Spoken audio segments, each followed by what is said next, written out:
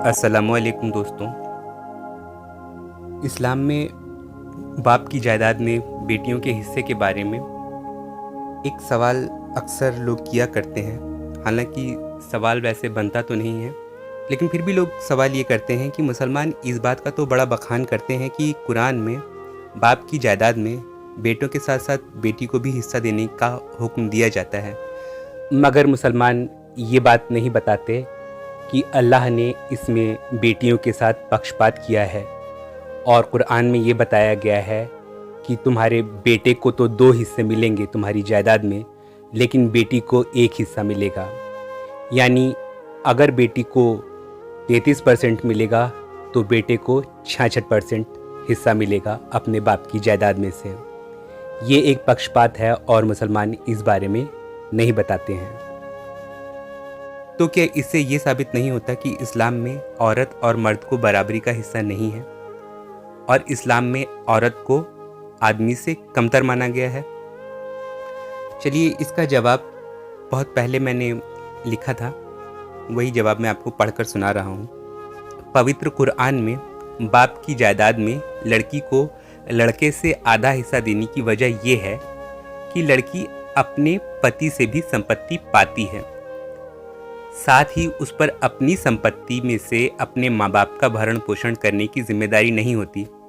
ना ही इस संपत्ति से औरत पर अपने पति या बच्चों का भरण पोषण करने की जिम्मेदारी है, बल्कि आमतौर पर सामान्यतया ये जायदाद व्यक्तिगत रूप से सिर्फ उस स्त्री के प्रयोग के लिए ही है, जबकि एक बेटा जो होता है उसको अपनी संपत्ति में से अपने माँ बाप, पत्नी, बच्चों, पूरे परिवार का भरण पोषण करना है।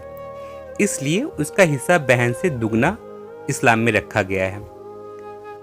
और जो लोग ये कहते हैं कि कुरान में बेटी को मतलब 33% और बेटे को 66% हिस्सा देने की बात कही गई है, ये गैर बराबरी है, तो उन लोगों से मैं एक सवाल करता हूँ कि चलो, ये हिस्सा भी एक हिस्सा है तो सही, जिससे एक औरत सशक्त होकर सम्मान का जीवन जी सकती है। लेकिन आप कुरान के अलावा किसी भी धर्म की किसी किताब में बेटी, पत्नी या माँ को संपत्ति का अनिवार्य हिस्सेदार बनाए जाने की बात दिखा सकते हैं? यहाँ तक कि अगर एक औरत जिसके बाल बच्चे हैं उसके पति की मौत हो जाए तो बच्चों के हिस्से से अलग उस औरत का निजी हिस्सा, पति की छोड़ी हुई संपत्ति का 8वां भाग अनिवार्यता दिए जाने का प्रावधान है। यानी कि बच्चों का हिस्सा अलग रहेगा और माँ का हिस्सा अलग रहेगा, जो पति की संपत्ति का 8वां हिस्सा है। किसी और धर्म में है ऐसी व्यवस्था? मेरे ख्याल से तो नहीं है, बल्कि हमने तो अपने आसपास यही देखा है कि पति की मौत के बाद उसकी सारी संपत्ति उसके बेटों में बांट दी जाती है। ना उसमें बेटी का कोई हिस्सा होता है, ना उसमें पत्नी का कोई हिस्सा होता है। और फिर जिस माँ के हिस्से में जायदाद का कोई हिस्सा नहीं होता, वो धीरे धीरे लोगों को बोझ लगने लगती है और वृद्धाश्रमों में छोड़ दी जाती है।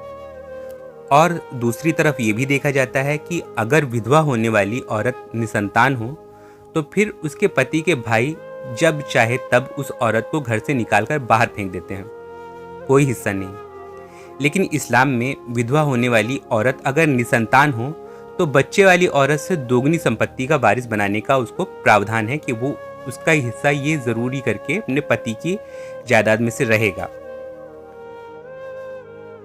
जाहिर है, पिता की संपत्ति में से बेटे को बेटी से ज्यादा हिस्सा देने की वजह ना तो औरत के साथ भेदभाव का नजरिया रखना है और ना ही औरत को किसी से कमतर बताना, बल्कि ये एक बड़ी नीति संगत व्यवस्था है जिससे सामाजिक ताना बाना भी बना रहे और इसी के साथ साथ समाज में स्त्रियों की आर्थिक व सामाजिक स्थिति भी मजबूत हो जाए।